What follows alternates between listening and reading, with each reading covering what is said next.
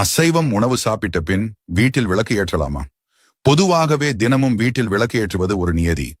அப்படி இருக்கும்போது வீட்டில் அசைவம் சமைத்தால் அன்று பூஜை அறையில் விளக்கு ஏற்றலாமா? ஏற்றக்கூடாதா? சாப்பிட்டு முடித்து விட்டு தலை குளித்த பிறகு விளக்கை ஏற்றலாமா என்றெல்லாம் பல குழப்பங்கள் இருக்கும்.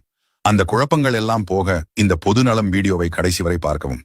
நீங்கள் இன்று அசைவம் சமைக்கப் போகிறீர்கள் என்று முன்னரே உங்களுக்கு தெரியும் என்றால் வீட்டில் காலையிலேயே குளித்துவிட்டு பூஜை அறையை சுத்தம் செய்து விளக்கு ஏற்றி பூஜைகளை முடித்து விடுங்கள்.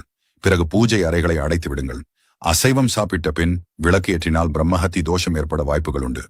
அசைவம் சாப்பிட்டு விட்டு வீட்டில் விளக்கு ஏற்றினால் தெய்வத்தின் கோபத்திற்கு ஆளாகுவோம். இது உங்கள் வீட்டின் முன்னேற்றத்திற்கு தடையாக இருக்கும். வீட்டில் பொருளாதார இழப்புகளையும் சந்திப்பீர்கள். வீட்டில் அசைவம் சமைப்பதற்கு முன்னரே வீட்டில் விளக்கு வைத்து பூஜையை முடித்துவிட்டு பூஜை அறையை மூடிவிடுங்கள்.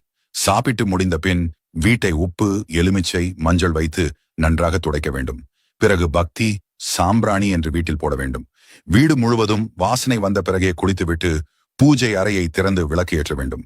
உங்கள் வீட்டில் இருக்கும் அசைவத்தின் வாசனை முழுமையாக போன பின்புதான் பூஜை அறையை திறந்து